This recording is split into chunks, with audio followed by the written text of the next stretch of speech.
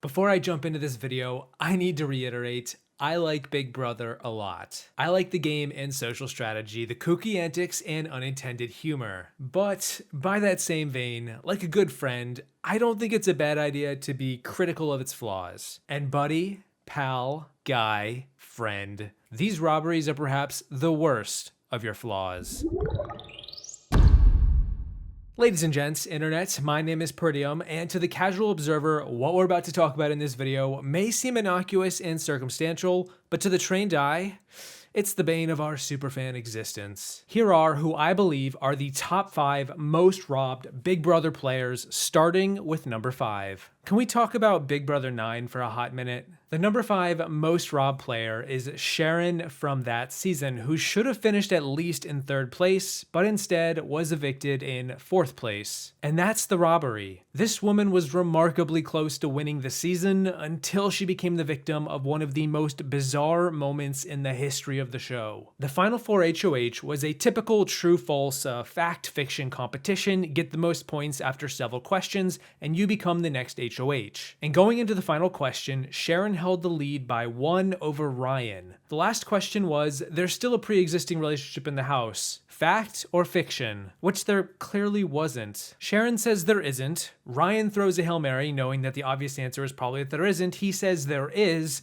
And then Julie pauses for a while, says there is, in fact, still a pre-existing relationship in the house, and that the answer was, wait for it, it was the house pets. It was the guinea pigs. Could someone play that sad horn sound effect?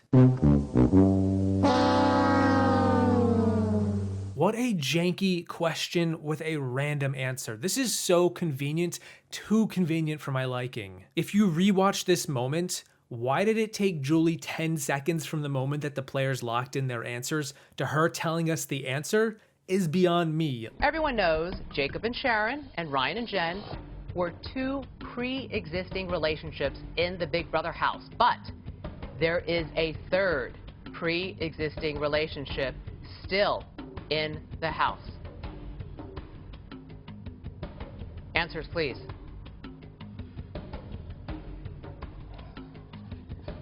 The correct answer .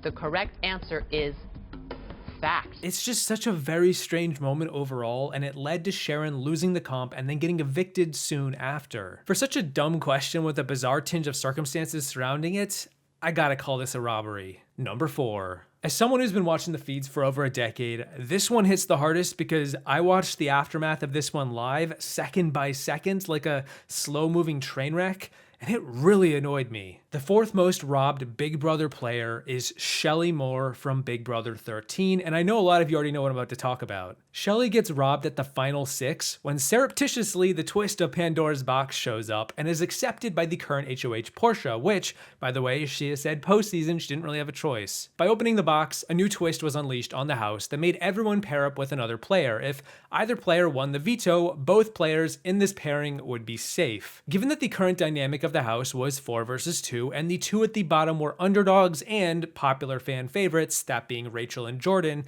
it felt very convenient to see this twist of all twists pop up. Like a 1-2 punch to the better players, Shelly, a player who never should have been in trouble this week, was now in a very dubious spot. And it was made even more dubious when the veto competition was an endurance competition, the exact same HOH comp held at the beginning of the season, the very first one, a comp that Rachel won. If you've ever wondered why some people put an asterisk next to Rachel Riley's name as a winner, now you know. Rachel wins the comp again, obviously, and both her and Jordan get off the block, Shelly goes up, and now Rachel and Jordan also control the votes because they are 2 out of 3, and they vote out Shelly for going against Big Jeff in the previous week for playing the best game of the season, bar none.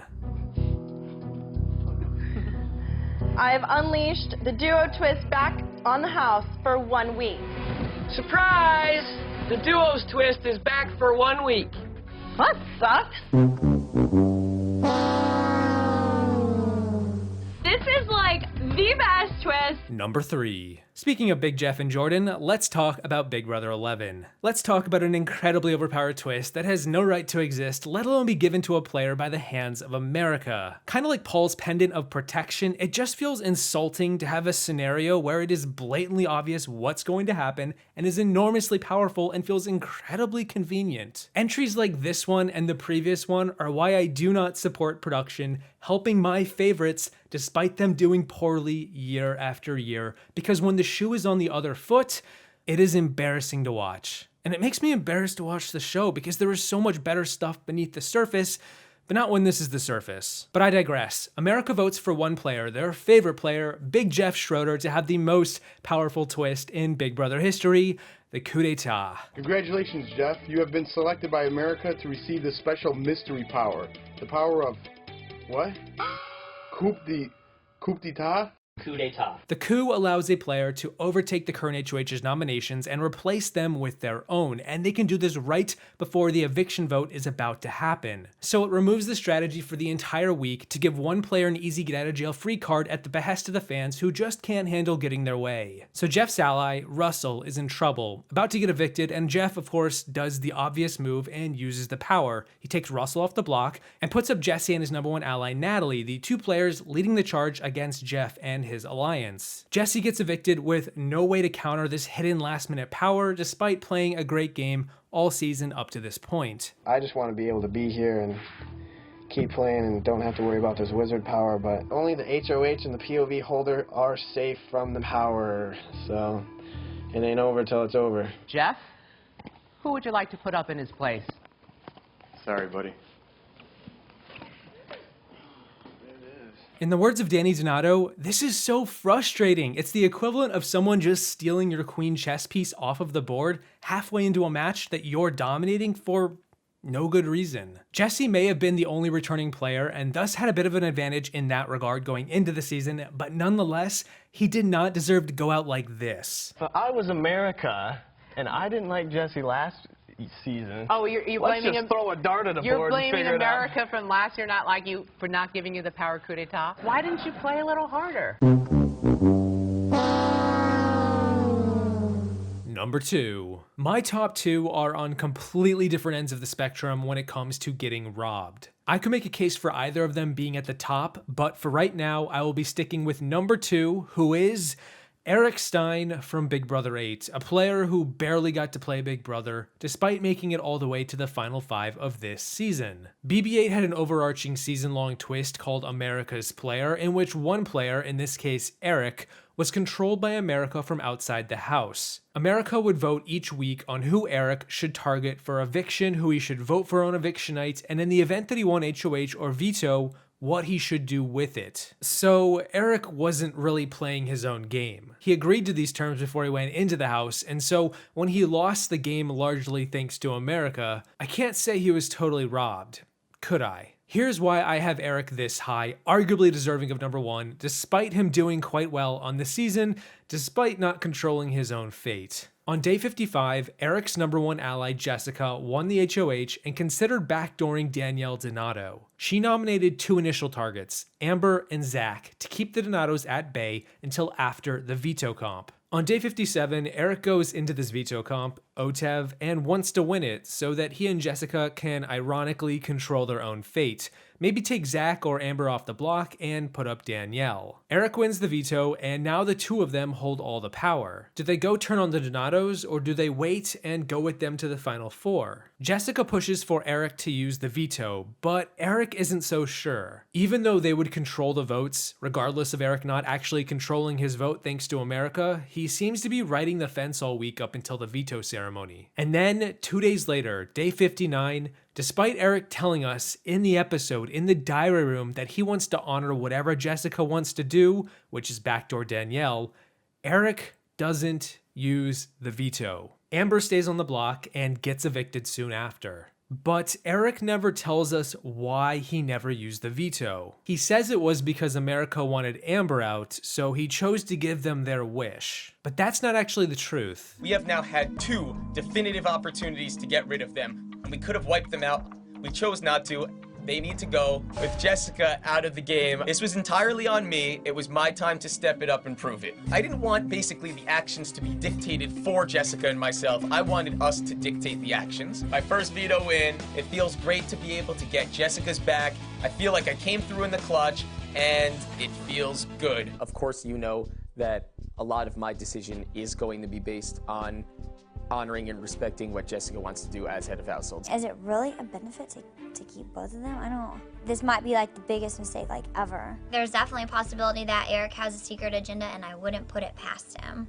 If he really cared and wanted to do exactly what I thought, he would use the power veto. Trust me, I completely see the dilemma. The truth is that Eric never had a choice. The moment Eric won the veto, it was deigned by the producers that the veto could not be used. According to Jessica, Eric, and the producers themselves in postseason interviews, the producers said the reason why Eric was not allowed to use the veto was because there wasn't enough time for America to vote on whether Eric should use the veto or not. But wait, hold up. Did I hear that correctly? So let me get this straight. Eric couldn't use the veto because there wasn't enough time, but this was a normal week of Big Brother. It wasn't a double eviction or a fast forward. It was a regular week. If there wasn't enough time under normal circumstances, then when would there ever be enough time for America to vote on what Eric should do with a veto on any given week? Quite literally, make it make sense. I gotta wonder, did Eric know this? Because if he was being honest in the diary room, it didn't really make sense to win this veto. And then if he knew that he couldn't use the veto,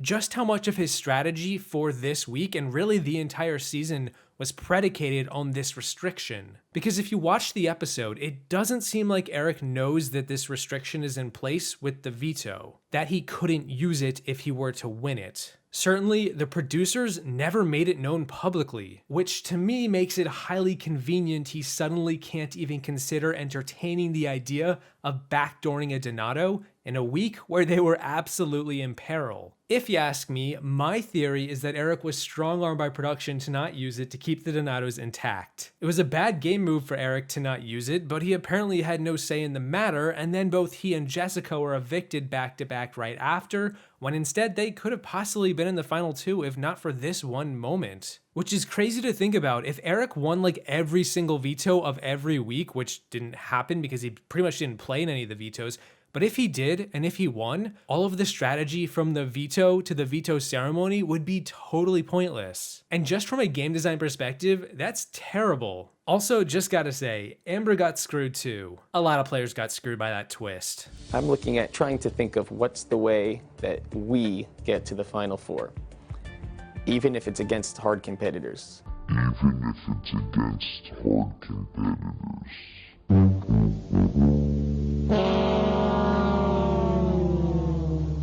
Number 1. 8 hours and 1 minute. That's the amount of time that Jody Rowlands was in the Big Brother 14 house. Day 1 evictions. Jody, Glenn, Cameron, David. You hate to see it. This is just lame game design trying to hype up the first episode for good ratings, which I completely understand. I want to just say that, but I think there are better ways to go about this than ruining someone's chance to play. I'm giving the number 1 spot, the most robbed player, to Jody because she was the first of this hype to happen, and unlike Glenn or Cameron, she did not get 3 attempts to save herself, and unlike David, she didn't get a second chance to be on another season, both on the season that she left first on or to return in an all-star season later. She got 1 comp and then a sole vote. She walked into the house a big fan, ready to play her heart out, and then she walked out 8 hours later, 8 hours and 1 minute later, without getting nominated, voted out by a person who wasn't even playing the same damn game. Very frustrating to watch, both here and on Survivor, which also has this happen from time to time. And while I don't